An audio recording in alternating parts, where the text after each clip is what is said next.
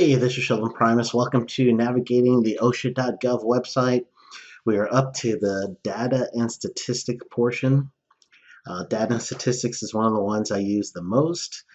So we will go through all these different areas and show you how best you could find any statistics or data that you need for yourself.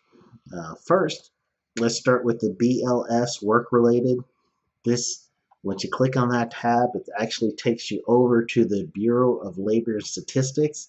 This will give you a whole bunch of injury and illness data. On the right side of this column, you have recordable cases, days away cases, and they kind of break that down.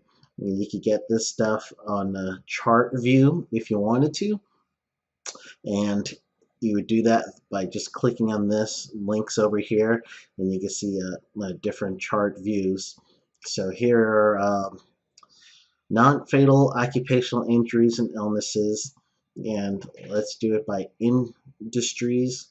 And then they have all the different years related to this. So you've got years upon years upon years of, it looks like 11 years worth of data here that you could see. I'm going to go back. So data statistics. The next is commonly used statistics. So with the commonly used statistics, these are numbers that that everyone likes to spit out about OSHA.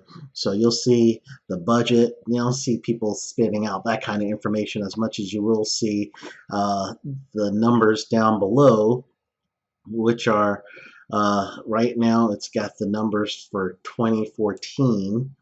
So this is all in fiscal year 2014. So you've got worker that were killed on the job. They give you the percentage there and the total number as well.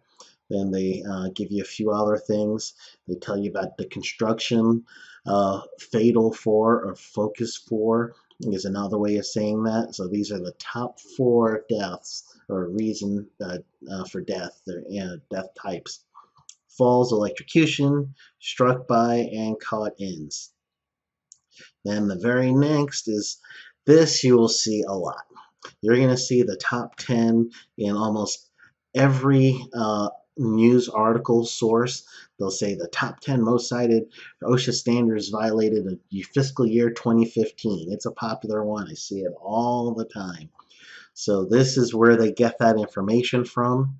And what OSHA does is not only do they give you the top 10 most frequently cited for construction and general industry, then they'll also show you where you could click, and here's fall protection and construction. I could click right on that safety and health topic, and now that I know it's a top violation, then they also were giving me where I could find some resources to help myself, to help my safety system. Number 2, HASCOM. We saw that in the last video. So this takes you right there to that link. And then you work your way all the way down to the number 10, which is electrical. And there is, yes, electrical safety and health topics that you can find. So not only is OSHA telling you what the frequently cited standards are, but they're also giving you help so that you get past that. Data and statistics. This is a robust page. It's got a whole bunch of information on there. So you could do searches, and let's start with the right side. These are inspection data. So you could do a search from establishment, and actually that's one of the drop-down menu here is your enforcement.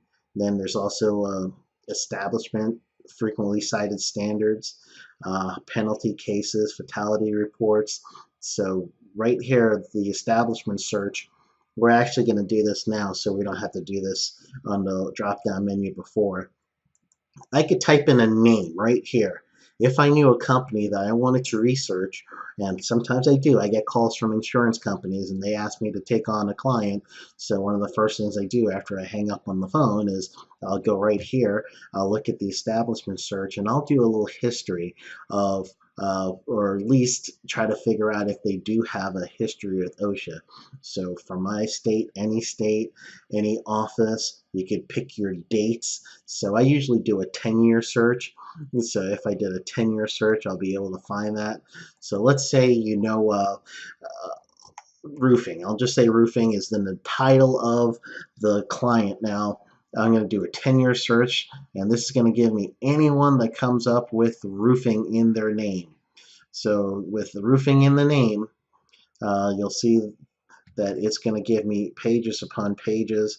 If it's 28,000 results in a 10-year period for roofing, and then you could see there's the actual activity, meaning the inspection when it was open, also some number systems. It tells me what state it is, what type of, this one's particularly a complaint, someone complained against his company, therefore OSHA came out and did an inspection.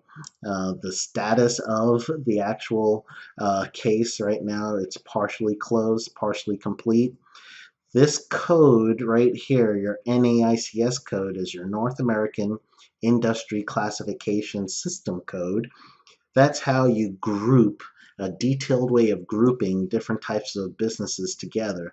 So this is telling me it's residential roofing grouped together. Shows if there's a violation or not.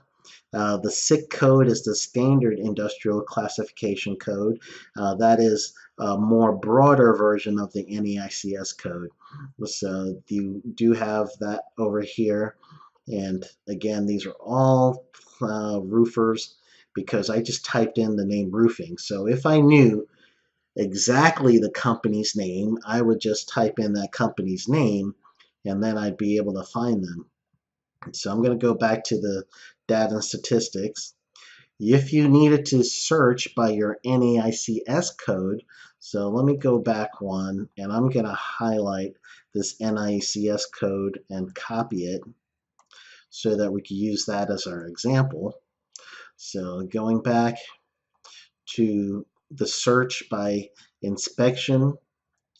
So right here, if I were to just paste that new NAICS code, I got my search right here in 2011, 2016.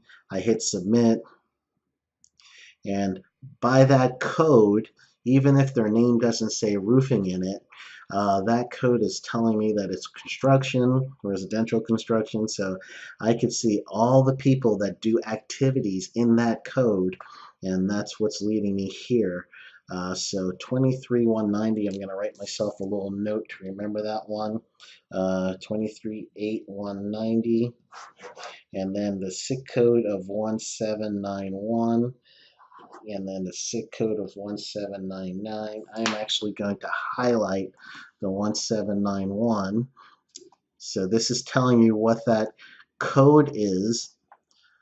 It's steel erection, and this tells you the activities of what the steel erection comprises of for that description.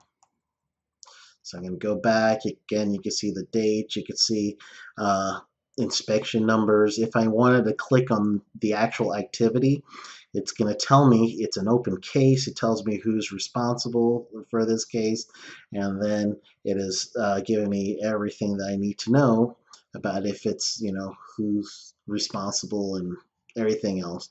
So this is all public record, so I don't really need to black out anything here because quite honestly, there's no login, there's no users, so this is just public information.